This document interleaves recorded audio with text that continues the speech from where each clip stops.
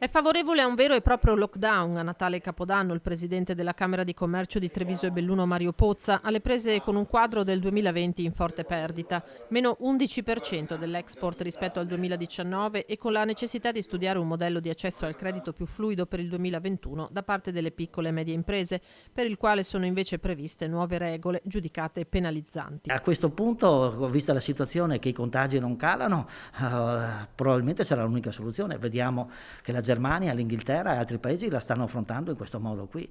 Probabilmente bisogna a questo punto staccare la spina, tra virgolette, per poter riaffrontare la terza emergenza, perché qui si parla di terza emergenza. Pozza, che ha tenuto in queste ore una web conference con Banca d'Italia da cui sono emersi dati preoccupanti, in Veneto da gennaio a novembre si è registrato un calo di 37.000 posti di lavoro dipendente.